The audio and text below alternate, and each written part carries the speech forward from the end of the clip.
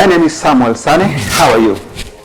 I come from Kenya, representing Africa. I'm here at Kim's Hospital, a world-class hospital. As I always tell you, I know what they did to me. Today I have a special guest, a special doctor, a learned doctor, Dr. Prakash. Doctor, how are you? I'm very well, sir. How are you? I'm good. You are a senior consultant at Kim's Hospital. Yes. Dealing with orthopedic and joint replacement. Yes. For how long have you been doing this? Hello, Africa, especially Kenya. I love the continent and also the country. Thank you. There are a lot of enthusiastic football and cricket players from there, and it is always a pleasure to watch them. And I still remember when I was in my 6th standard, India playing a semi-final match with Kenya. Yes. And that's the greatness of the country. They have reached the semi-final of that tournament. India. It's a wonderful tournament. Wow, that's great. Okay. My name is Dr. Prakash. I'm a senior consultant orthopedic surgeon at Kim's Hospital. And like you asked, I've been doing this job from the last 15 years now. 15 years. Yes. Here in India? Yes, sir. Only? Before this, I was there in US. I started my career from Harvard Medical School back in 2009 when I finished my med school to get a complete hands-on training in US. Yes. So I've been there in quite a different universities in US, working my way through my ranks and getting my degrees and finishing off all my exams and getting a hands-on training in US. I started first in Harvard Medical School in Boston, then I moved to Connecticut, then I moved to University of Alabama, wherein I worked as a research assistant for more than 3 years there. Yes. Yeah. Wow, that's great. Thank you. Now, I know you have encountered so many complex issues or complicated traumas. Which some of these traumas have you encountered? Oh yes, in India, we have now with the advent of good roads, people are going in a high speeds, like so with those high speed road traffic accident, we get a lot of complicated trauma, wherein God has given 206 bones in our body. Yes. Like we see people fracturing at least 10 of them and coming to the hospital. And those 10 of them are also very badly, injured, wherein each bone get fractured at multiple places. Yes. So we see a lot of complicated trauma here in India, like I said, because of this road traffic accidents, or else we see them when they have patients falling from heights, because we have big buildings now. I saw them. Yes, they're wonderful now. Yeah. So India is rapidly developing, and I hope it's not a third world country anymore. Yeah. So with these new buildings, the unfortunate side of it is having all these accidents. I was at Secunderabad. Okay, yeah. So you might have seen advanced. people. Yeah, you are seeing buildings as high as 40 floors, 50 floors now. Yes. So you see a lot of complicated trauma when someone falls from there, So, and they can get fractured anywhere in the body. yes. Yeah. Now you are able to treat them? Yes. Oh, good. Hopefully. What about this case of knee and hip replacement? Yes. So, like in any other countries, in India also, we have a lot of arthritis patients. It's common with everything, because God has given something like where we age. Yes. Say for example, I don't know how old are you now? Rather I would put it the other way, how young are you now? Guess. 40? Around there. Okay. Yeah. So if you're 40 now, next year you'll be 41. You cannot be 39, right? Let me disclose it. I'm 43.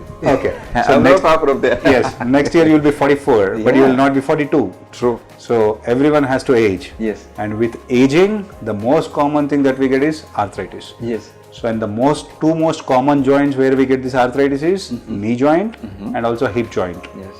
So when we have this condition called an arthritis in the knee or hip, what we do is something called either a knee replacement or a hip replacement, Yes. depending upon what stage of arthritis you are in. Yes. And we all have wonderful technology and also implants, wherein we are doing the titanium, the oxyniums, the golds, the latest technology. You also implant gold. Yes, we do a lot of gold implants in the knee. Oh my goodness. So people come asking for it, and gold actually has a little bit better, longer life compared to the normal cobalt chromium alloy.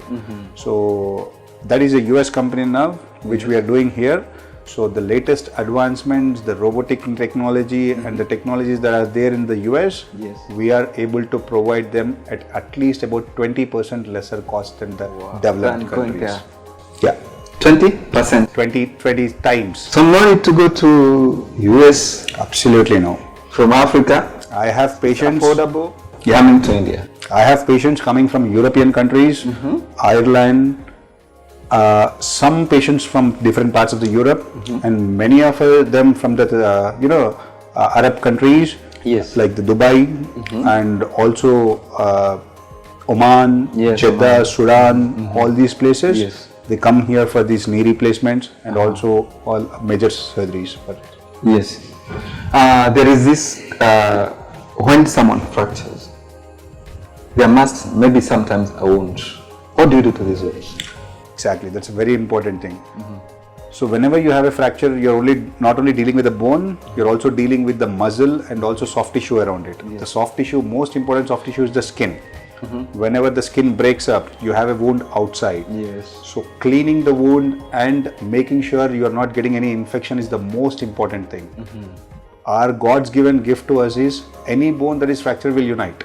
As an orthopedic surgeon, what I am doing is making it unite in a right way, so that we put some plate, rod, screw, whatever it is, to get it unite in a right way. So the patient can walk without any limp or any problem. But for the wounds which are open outside, we need to first take care of the wound. Make sure that it is not getting infected. For that, we usually put external fixators, complicated Elisa rod techniques, wherein we see a lot of people walking around with the rings around their legs. So we typically put those kind of implants to make sure the infection gets controlled and also the bone heals better. That's nice. Now, you also do bone grafting? Oh yes, absolutely. Whenever it is necessary, whenever we think the bone is not uniting properly, we always do a bone grafting. The best advantage with our center is we have a allogenic bone graft, bone bank here. Not allogenic? Allogenic bone grafts. Yes, that means usually most of the times we try to put the patient's own graft there, but sometimes when the defects are big, when you need more bone, God has given only limited amount of bone for us. So when you need more bone, we collect bone from other patients and we store them with what we call as a bone bank. Bone bank. Yes. So we use that bones to do the bone graft also, so that we don't have to take much of the patient's bone. And very few hospitals in India have that, and we are proud to say that we have one among them. I told you we are a world-class hospital. Yes, of course. Now, the good thing, if you have worked in US, now you have all the knowledge or what you learned in US, now you are in India. Why should I not say it's a world-class hospital? Absolutely, you can always take it. There's no question about it. Like I said, things were different 20 years back, maybe 30 years back.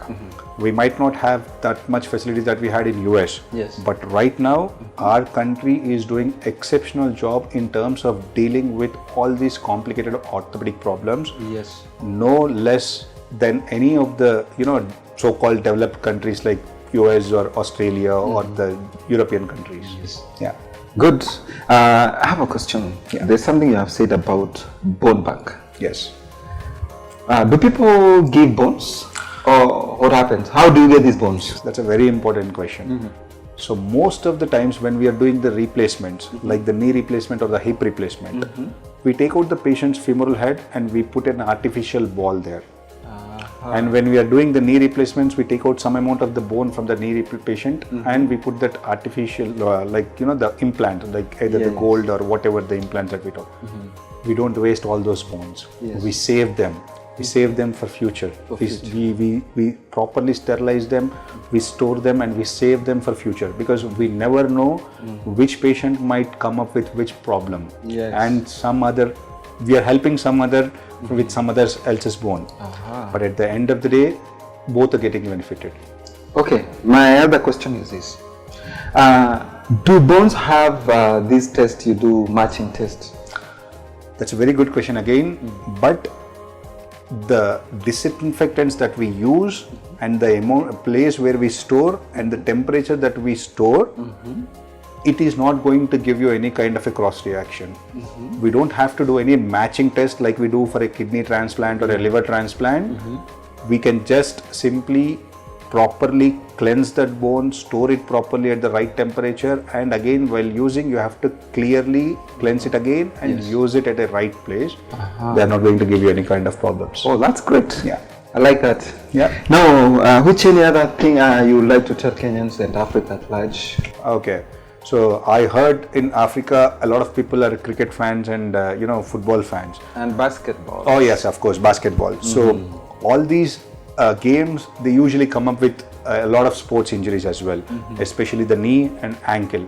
I myself have been a cricket player throughout my life, and I injured my ACL while playing cricket, and I got it repaired and playing back to cricket again. Yes. So we do these sports injuries, especially ACLs of the knee or PCL or any kind of multi-ligamentous injuries for world-class people. Yes. People who are representing their nation in their national games. So we do it for people of that level. Yes. So in Africa, I'm sure with the advent of so much of games, there is definitely a lot of requirement for these sports injuries. So I just want to tell Africa that we are here to help you whenever you have any sports injury surrounding your ankle or your knee or any other place in your body. We are here to help you. Once I go back to Kenya, I'm going to arrange for Kims to come to have a branch there. We would be more than happy to come and help you. We need you there because we want to advance also. You train our young people who would wish to become doctors. Yes. And you are there. Absolutely. We are always there. I want you to encourage young men. Yes. Not to give up. There are job opportunities worldwide. Exactly. Yeah, and a lot of sports people give up their career because of the sports injuries. It's true. But you have to understand that you don't have to give up the career. You can always get back to professional level cricket again, representing your nation. Yes. Professional level basketball, professional level footballs as well. So don't give up on your dreams. Good. Final question. Yes. Do you have equipment or machines that you like using to assist you in these kind of surgeries? Oh yes. As you said, we have a world-class hospital. So the arthroscopy tower that we have recently bought costs about 1 crore rupees in Indian currency. How much? 1 crore. Wow. So that's a lot of money. Yeah. When you convert in US dollars, how much? Probably about 50,000 US dollars. Oh my goodness. $50,000. Yes. Easily. So we have facilities as costly as that. And we have a fully automated RoboETA center that costs you about $1 million. $1 million? Dollars? $1 million? Dollars? I'm right. Here? Yes. In our hospital. No, please, doctor, take me there. Let me see. Yes, absolutely. You're always welcome. It's right there on the 6th floor. Sixth floor. We'll be operating every day. Today is not my operating day. Yes. Whenever I'm operating, I'm enjoying all those luxury that we have. I think you take me there. I want to see these kind of equipment. You're more than happy to come and see. Yeah, I will. Definitely, I will. Before I go back to Kenya. Sure, done. Thank you so much, doctor. Thank you so much for advising us on the way to go and what to do, and also for young men who are in sports who are suffering, and also others, patients who have arthritis and others. Before, you forgot about plantar fasciitis. That's another common problem that we see everywhere. That comes with a tight fascia on the foot. Why do we have it? And the most common causes are, I know you people will be hating me for this saying this, Yes. alcohol and meat, especially alcohol, red meat, we and a lot of Africans, protein. We like nyama choma so much. I know Nyama that. choma, red meat. I know that. I know that. Beef, Yeah. mutton. Yeah. That's one of the most common causes for this plantar fasciitis. So people who have all these things have to get down on their alcohol levels, have to get down on their meat levels and the protein levels as well. Yes. We also have very good proteins other than these things which supply the protein. But again, you have to differentiate which one is giving you problem and which one is not. Yes. Identifying that is the most important thing. And again, getting your uric acid levels, wearing soft chappals, treating it with some kind of medicines. If it is not coming down, we have, PRPs, all the latest techniques, like, we give injections at that plantar fasciitis level. We can treat that. That's not a problem at all. Wow. Yeah. I can see the problems already solved. I'll make sure anybody is suffering this need to come for the testing. Absolutely. And also diagnosing, so that you can give the better treatment for our Kenyans and also Africa at large. Sure. I love my people so much. Of course, we love your people too. I know, you are so friendly. Let me say this, you are so friendly. Thank you so much. And we have Indians in Kenya. Oh yes, So, I know. and I really appreciate. Thank you we are so going much. to have a good cooperation, and as we help our people, all shall be well. Thank you, doctor. Thank you so have much. a good time. You too. He See you was soon, Dr. Africa. Hari Prakash. Thank you.